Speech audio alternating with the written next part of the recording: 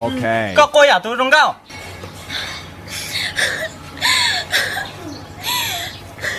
Chị ra, có các con ấy tụt ra các trẻ sư.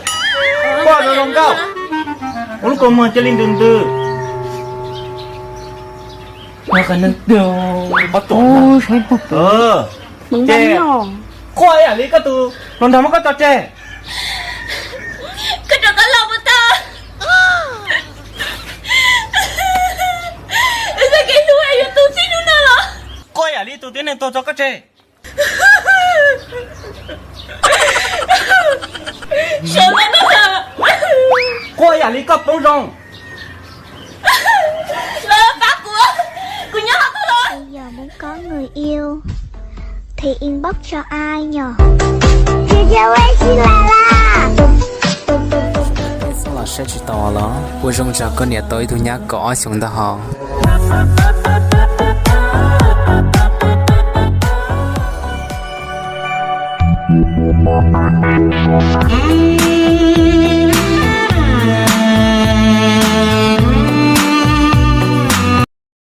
Bây chỉ mua mì đó nên gì à?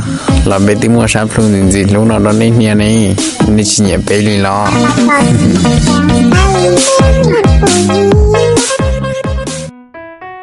Mẹ lần mùa tôi năng đại xuyên, tôi chỉ thứ tồn tàu lúc xong là non là, để cơ hội mùa lúc năng dùng lịch trả là sư. Mấy lên sư lò, cứ ý nhau tàu cơ, cho khỏi yêu thấy tôi nên tư lò, như chú trong thầu chết đâu là sư, thầu bố chè, đến đó sau tàu trưởng muốn kinh trai yêu lò.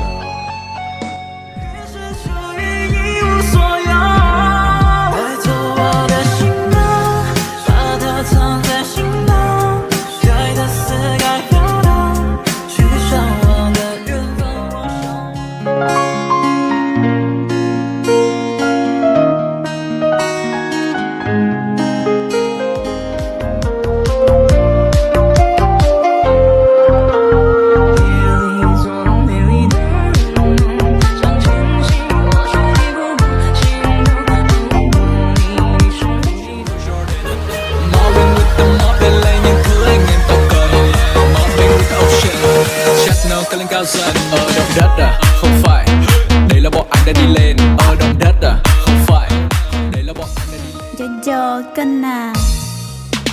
Cường cho. Hey, what's up everybody? This is Top of Town. Cô cú nó muốn nâng to của cú nó lòi, có mà tôi thả của nó nè, có bấm một khó tư là nữa. Có mà đa cha Thì chỉ lo rồi nhưng cụ tiền thế mà. Thầu mẹ tức là cái gỗ này, thầu lo nó chỉ hả chỉ lo cái ọt thế, cái chín trên là cái chỉ cái mà sẽ là thầu bé chẳng nên mì mè.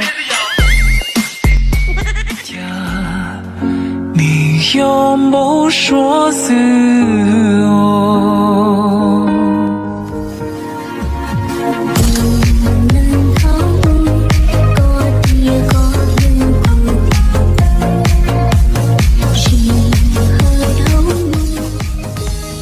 cho cân à.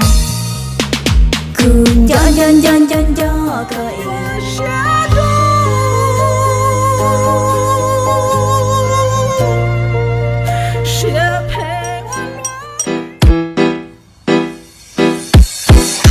Hey, what's up everybody?